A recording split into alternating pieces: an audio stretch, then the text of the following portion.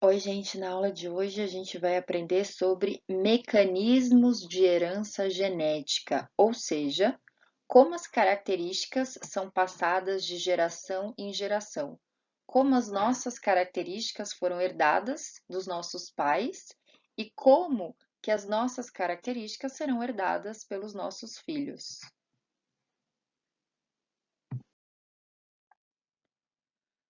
Bom, então agora a gente vai entrar numa área do nosso curso chamada genética, que é uma área que estuda basicamente a hereditariedade, que é a transmissão das características dos pais para os filhos ao longo das gerações.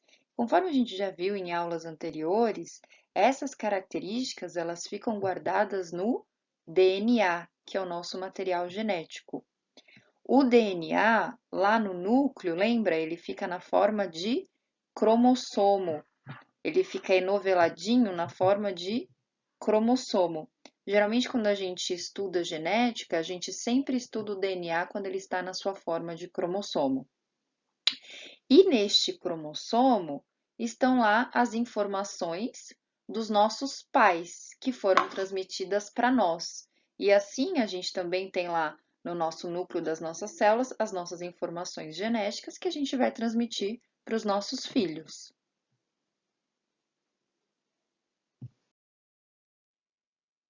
Já falei para vocês também, né, que esse material genético veio de duas células: o óvulo da minha mãe, que foi fecundado pelo espermatozoide do meu pai. Então, os nossos gametas são os grandes responsáveis pela transmissão dessas características genéticas. Os nossos gametas são os responsáveis pela transmissão dos genes que estão nos nossos cromossomos.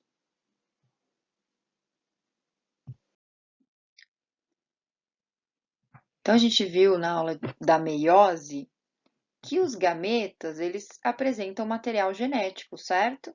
Eles também apresentam DNA, eles foram produzidos por células germinativas e eles apresentam lá os seus cromossomos. Cada pedacinho do cromossomo se chama gene. Então, dois gametas, um do meu pai e outro da minha mãe, se fundiram, se fecundaram, dando origem a uma única célula que é o zigoto. Nesta célula zigoto, tinha lá genes do meu pai e genes da minha mãe. E essa célula zigoto foi se proliferando, ok? Isso a gente já viu na aula passada. E o lugarzinho que o gene ocupa no cromossomo, então, todas as células eucariontes têm lá material genético no núcleo. Quase todas, né? Tem material genético no núcleo.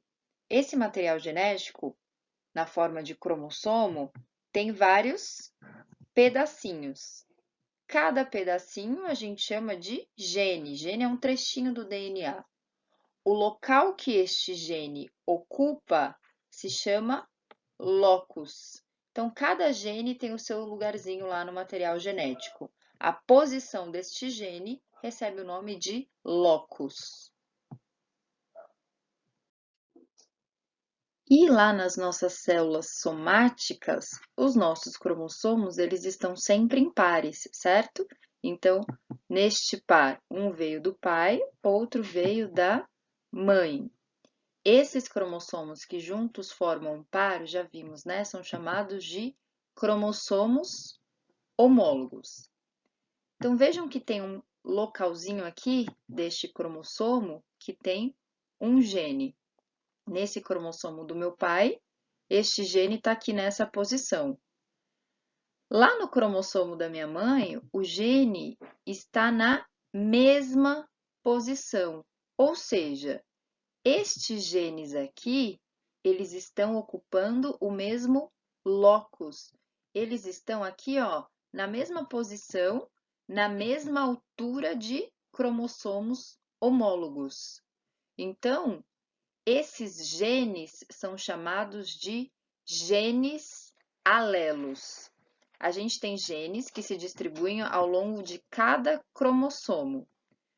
Quando esses genes ocupam o mesmo locus, a mesma posição em cromossomos homólogos, esses genes são chamados de alelos. Bom, então cada gene condiciona o aparecimento de determinada característica. Então, gene para a cor do olho, gene para a cor do cabelo, gene para a cor da pele, gene para determinada doença, gene para determinada característica psicológica. Então, cada gene vai determinar uma característica diferente. Genes alelos, que ocupam o mesmo locus em cromossomos homólogos, são genes que determinam a mesma característica. Então, esse gene aqui determina a cor do olho, esse aqui também, né? Então, esse outro, aqui tem outro gene, por exemplo. Esse gene determina a cor da pele, esse aqui também. Então, os genes alelos, eles sempre determinam a mesma característica. Eles determinam a mesma característica, mas não necessariamente o mesmo aspecto. Por exemplo, esse gene aqui do meu pai determina a cor do olho. Só que esse gene do meu pai determina a cor do olho castanho. Esse gene aqui da minha mãe também determina a cor do olho. Só que, no caso da minha mãe, determina a cor do olho azul. Então, vejam, são genes alelos, determinam a mesma característica, mas não determinam a mesma condição ou não determinam o mesmo aspecto.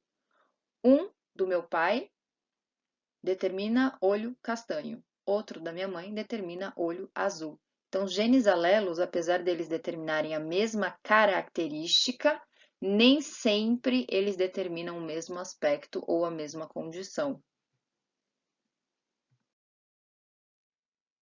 Bom, então esses genes alelos que determinam a mesma característica, eles podem ser iguais. Então, por exemplo, aqui, ó, o gene do meu pai fala que eu tenho que ter o olho castanho e da minha mãe também fala que eu tenho que ter o olho castanho. Sempre vai ter uma característica dominante e uma característica recessiva. No caso do olho castanho, é uma característica dominante. Característica dominante a gente sempre representa com uma letra maiúscula. Então, no caso aqui desses cromossomos homólogos, os genes alelos, eles determinam a mesma condição, determinam olho castanho. Então, quando eles são iguais, eu falo que são genes alelos homozigotos. Genes alelos homozigotos, quando os alelos, por uma determinada característica, são iguais. Se aquela característica for dominante, o que é uma característica dominante? É uma característica que vai se manifestar. É a característica que se manifesta na maioria das gerações e aquele gene sim vai ser expresso e vai determinar a característica que se manifesta. Vou dar um outro exemplo, então. Aqui, neste indivíduo, este gene do pai fala que tem que ter olho castanho. Então, letra maiúscula, olho castanho é a característica dominante. Só que essa pessoa aqui, ó, o gene da mãe, que caracteriza a cor do olho, fala que tem que ter o olho azul. Sempre uma característica que não é dominante, a gente chama de característica recessiva. É aquela característica que é dominada, é a característica recessiva ou gene recessivo. Vai ser representado por letra minúscula. Neste caso, são genes alelos, só que eles são diferentes. Eles determinam a mesma característica, mas eles são diferentes. Eles não determinam o mesmo aspecto, eles não determinam a mesma condição. O do meu pai fala olho castanho, da minha mãe fala olho azul. E aí? Essa pessoa vai ter olho castanho ou olho azul? Essa pessoa vai ter olho castanho, porque o castanho domina o azul. Castanho é um gene dominante, azul é um gene recessivo. Se esses genes alelos forem diferentes, eles são chamados de alelos heterozigotos. E um outro exemplo é uma pessoa que vai ter dois alelos, aqui então o do pai e o da mãe, Neste caso, são dois genes alelos recessivos. Ambos os genes, eles trazem lá a mesma condição, olho azul. Neste caso, como são iguais, estão vendo? Aqui é azinho, letra minúscula, aqui também é azinho, letra minúscula. Neste caso, também são alelos em homozigose ou alelos homozigóticos. Então, sempre que aqueles genes alelos determinarem a mesma condição, eu falo que são homozigotos. Quando forem condições diferentes, eu falo que são heterozigotos.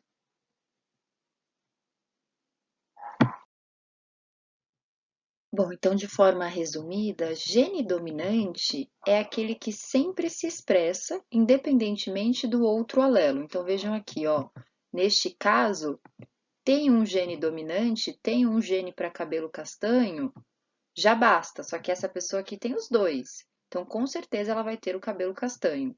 Neste outro caso, tem só um dos alelos que codificam cabelo castanho.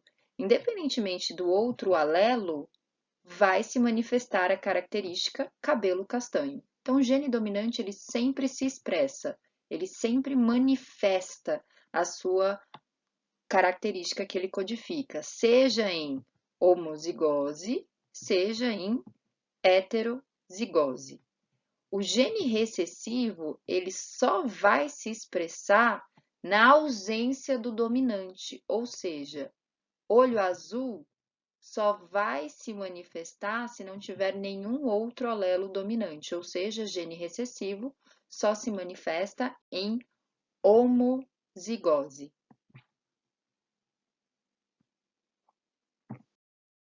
Este é Gregor Mendel, vocês já devem ter ouvido falar dele, ele é bem famoso, ele é considerado o pai da genética. Ele viveu na Áustria, se eu não me engano, ele era austríaco, e ele fez muitos experimentos relacionados à genética. Na época ele era monge, né, morava num mosteiro, ele descobriu muitas coisas relacionadas à genética. Ele foi um grande cientista, mas ele morreu sem reconhecimento do seu trabalho. O seu trabalho só foi reconhecido anos depois, ele só foi nomeado pai da genética anos depois da sua morte. Então ele morreu um pouco frustrado, né, porque seus trabalhos não tinham sido publicados, não tinham sido levados em consideração. Hoje em dia, ele é considerado um gênio e ele fez diversos experimentos lá no mosteiro onde ele morava, envolvendo ervilhas.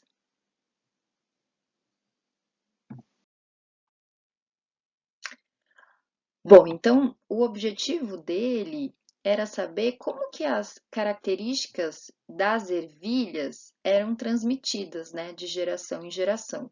Então, primeiro, ele observou que as ervilhas podiam ter várias características em relação à flor, à forma da semente, que poderia ser lisa ou rugosa, em relação à cor da semente, que poderia ser amarela ou verde, em relação à cor da flor, da ervilha, que podia ser púrpura, né, roxa ou branca, a forma da vagem, a cor da vagem, a posição da flor e a altura do pé. Então, ele reparou que tinham várias características. E aí ele começou a fazer o cruzamento polinizado entre as ervilhas, e aí ele queria observar qual característica que se manifestava no resultado desse cruzamento, né? Na prole deste cruzamento.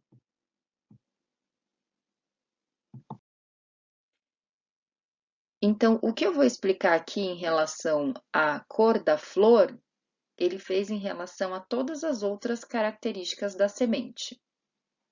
Bom, então ele pegou uma flor roxa, né, uma ervilha que tinha flor roxa, e fez o cruzamento polinizado com uma ervilha que tinha flor branca, e chamou essa geração de geração parental.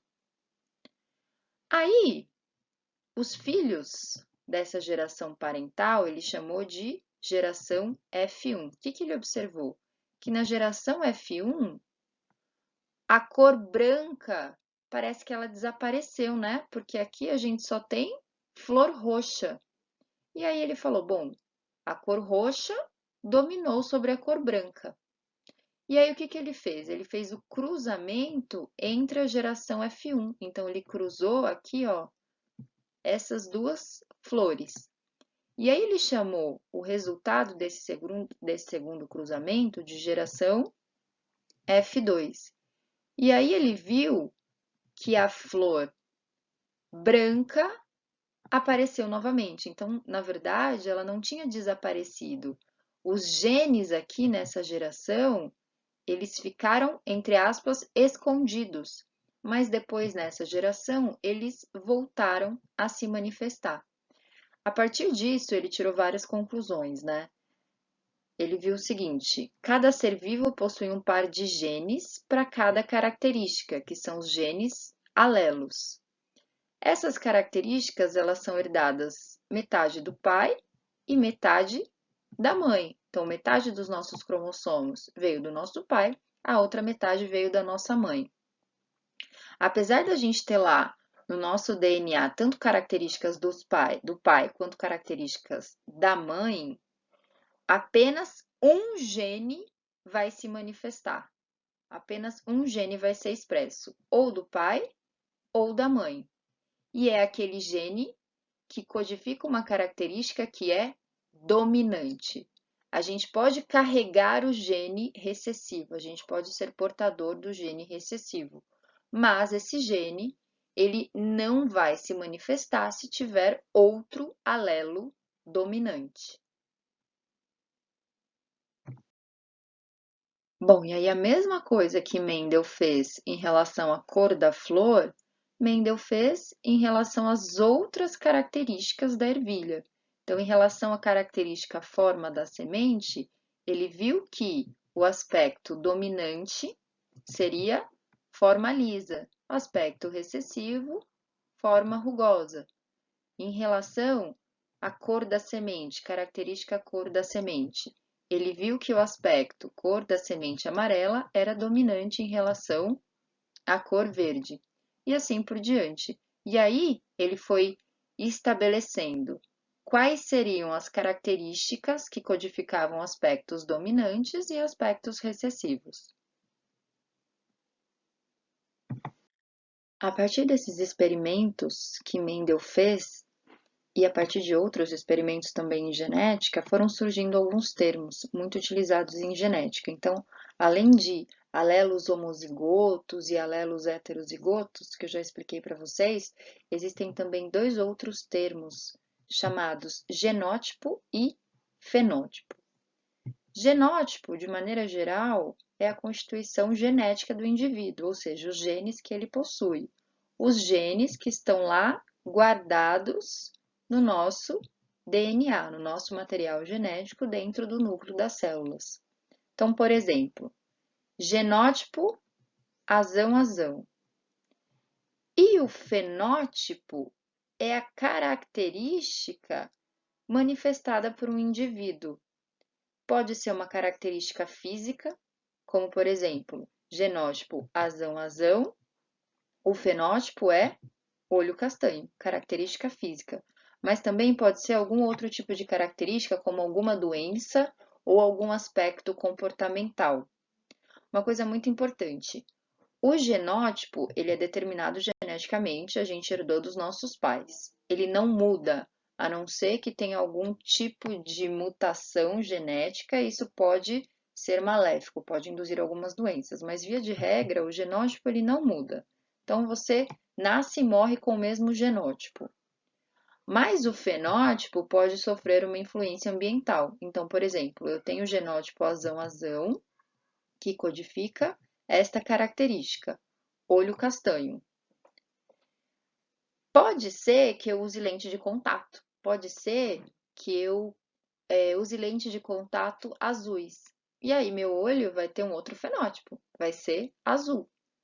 Eu tenho também genes que codificam cabelo castanho. Então, os meus genes que codificam cabelo castanho não vão mudar. Eu tenho cabelo castanho, então meu fenótipo é cabelo castanho. Mas se eu quiser, eu pinto cabelo de loiro.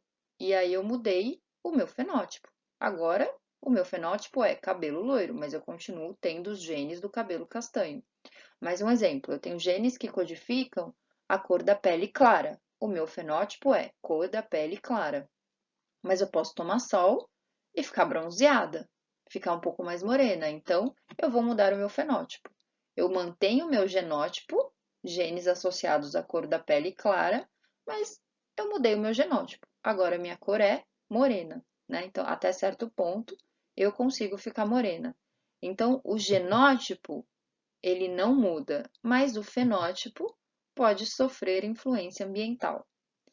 Aqui outro exemplo, né? Genótipo. Azinho, azinho, genes, alelos recessivos em homozigose. Este é o genótipo, portanto, o fenótipo vai ser olho azul. Aqui só alguns exemplos de características humanas dominantes ou recessivas. Só para lembrar, recessivo só se manifesta em homozigose, então só se manifesta se não tiver um dominante, um alelo dominante. Então, recessivo sempre duas letras minúsculas, né? Que pode ser azinho, azinho. Pode ser qualquer letra, tá, gente? Aqui geralmente é a letra A. E característica dominante, ela vai se manifestar tanto em homozigose quanto em heterozigose. Então, vejam que a característica dominante, ela tem maior probabilidade de se manifestar. Então, é por isso que a maioria das pessoas apresenta características dominantes. Por exemplo, uma característica dominante, lóbulo da orelha solto, é dominante em relação a lóbulo da orelha aderente. Então, lóbulo da orelha aderente é recessivo. Cabelo castanho é dominante, cabelo loiro, recessivo. Inserção em bico aqui, ó, esse bico do cabelo, isso é dominante, e a inserção aqui, ó, mais retilínea, é recessiva. Presença de sardas é dominante, a ausência de sardas é recessiva. Sarda é uma característica genética, mas também tem influência ambiental, né? Então, conforme a pessoa vai tomando sol, pode aumentar a quantidade de sardas. Enrolar a língua é dominante, não enrolar a língua é recessivo. Isso é quase um teste de paternidade.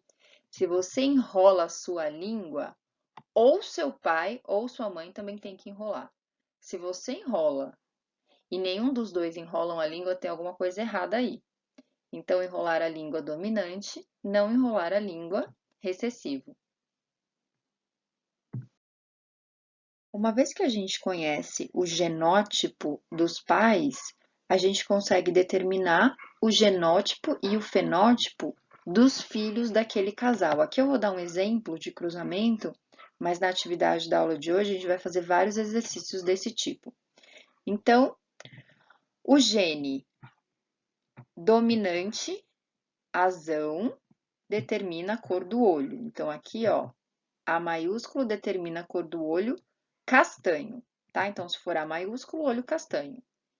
E o gene azinho determina a cor do olho azul. Um homem de olho azul, então, o olho azul é recessivo, só manifesta em homozigose. Se o homem tem olho azul, qual é o genótipo dele? Azinho, azinho.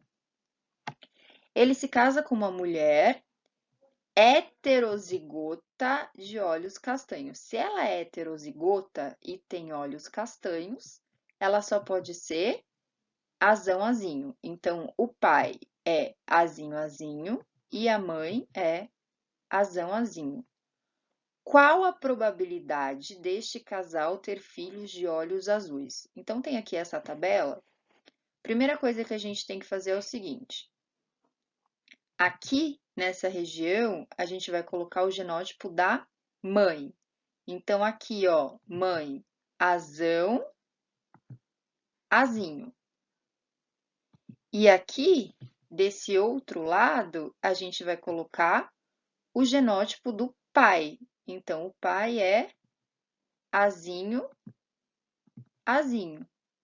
Aqui, nestes 4 quadrados centrais, a gente coloca o resultado deste cruzamento. Então, como podem ser os filhos deste casal? Se herdar o azão da mãe, então pode ser que herde o azão da mãe. E o azinho do pai, Então, ele herdou o azão da mãe e o azinho do pai. Então, aqui pode ser que o filho deste casal tenha olho castanho.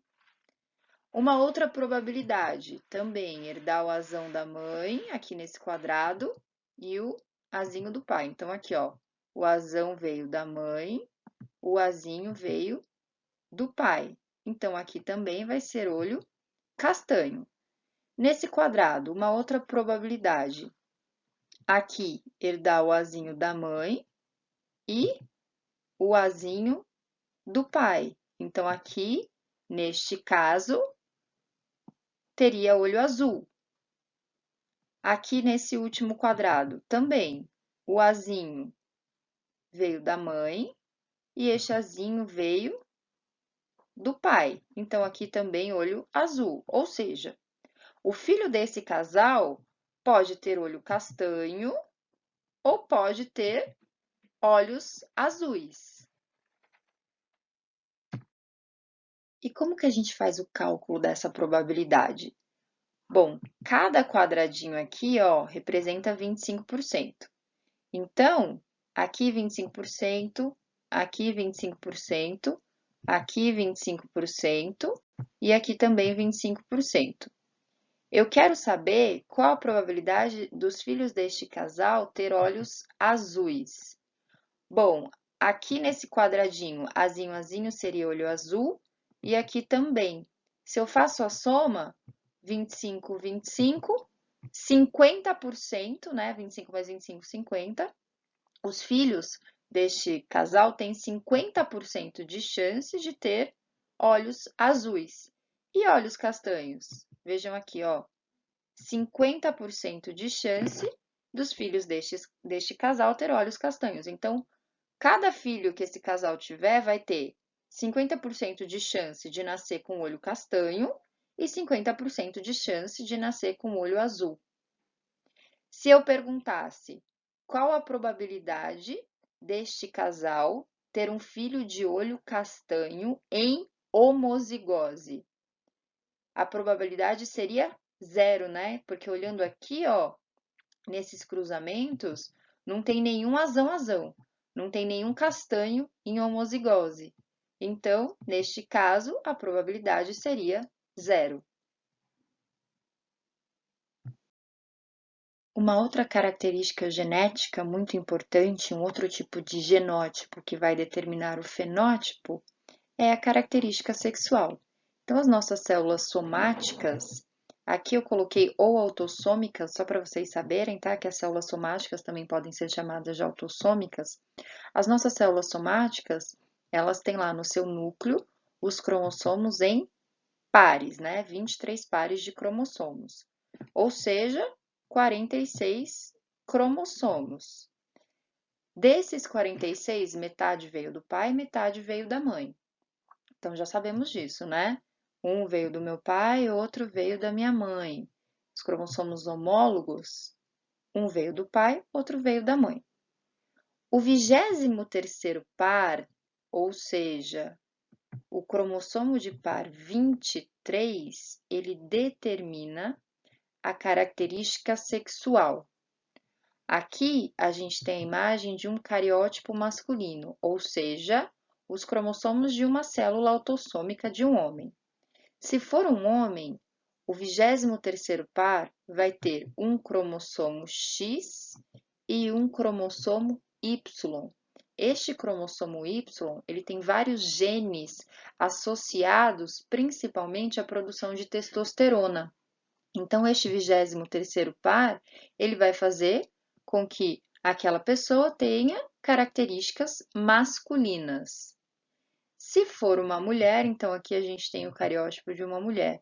Se for uma mulher, o 23º par de cromossomo serão 2 cromossomos X. Então, não tem o cromossomo Y, não tem genes associados à produção de testosterona, não tem genes associados à masculinidade.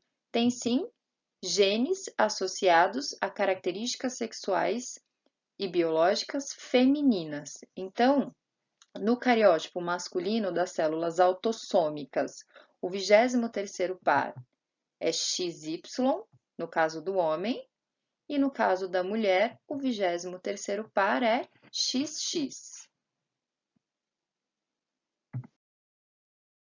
Bom, e como que acontece a determinação sexual? Vimos que as células reprodutoras, óvulo e espermatozoide, elas não têm 46 cromossomos, e sim 23 cromossomos.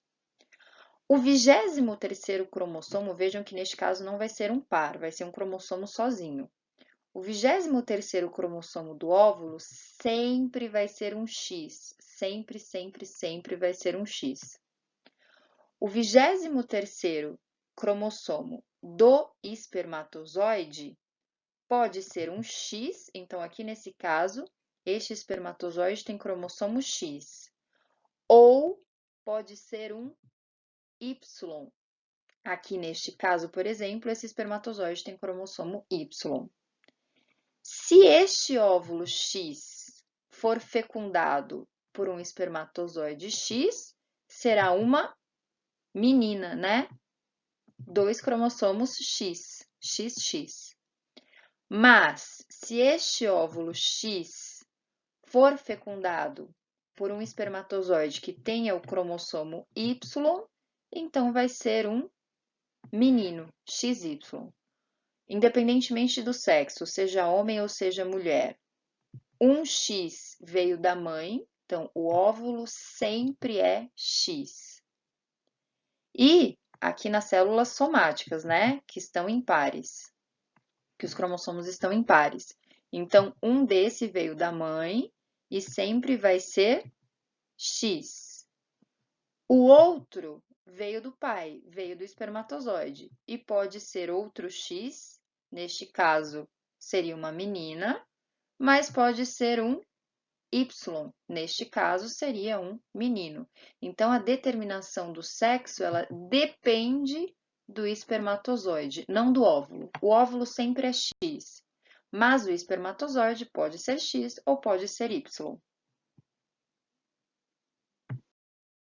Aqui nessa imagem eu tenho o conjunto de cromossomos, ou seja, né, o cariótipo de um gameta. Então, vejam que os cromossomos estão sozinhos, né, não tem o seu par. E o 23º cromossomo é um X. O Y aqui, ó, não tem nada, não tem o Y, né? Então, o 23º cromossomo é o X. Isso pode ser um óvulo ou pode ser um espermatozoide. Se esse 23º fosse um Y, aí eu teria certeza de que é um espermatozoide. Mas como é um X, ou pode ser um óvulo ou pode ser um espermatozoide.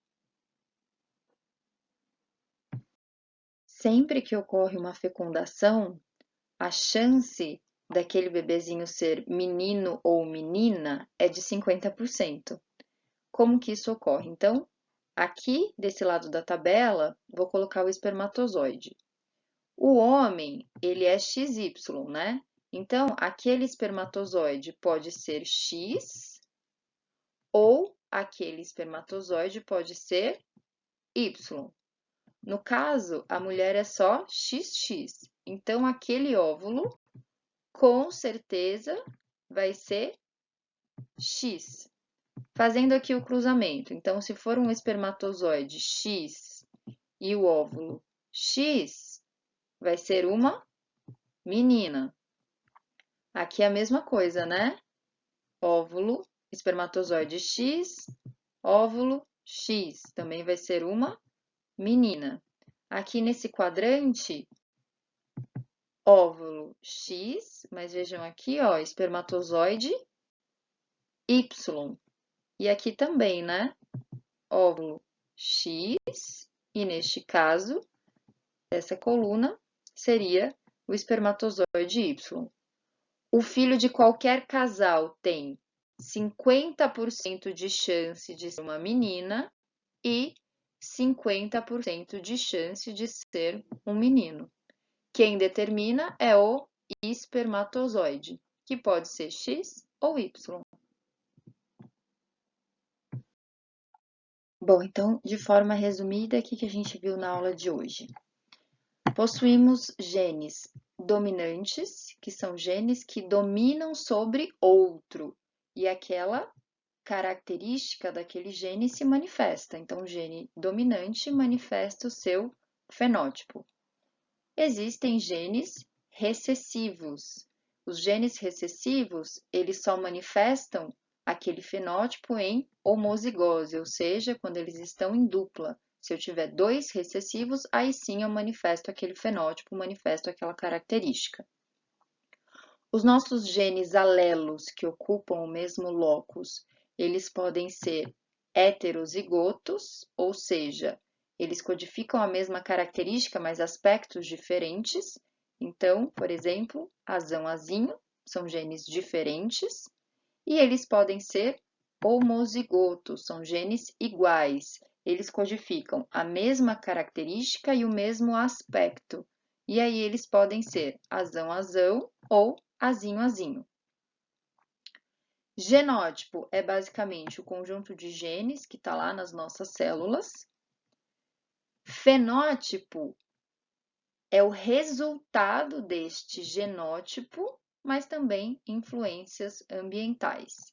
Então, o nosso genótipo determina o nosso fenótipo, mas podem ter algumas outras influências que não genéticas que alteram o meu fenótipo. Então, por exemplo, pintar o meu cabelo de loiro é uma influência ambiental, altera o meu fenótipo, mas não o meu genótipo. E nas nossas células, a gente tem 23 pares de cromossomos. Desses 23 pares, os 23º são os cromossomos sexuais, XY, né? Se for mulher, XX, se for homem, XY.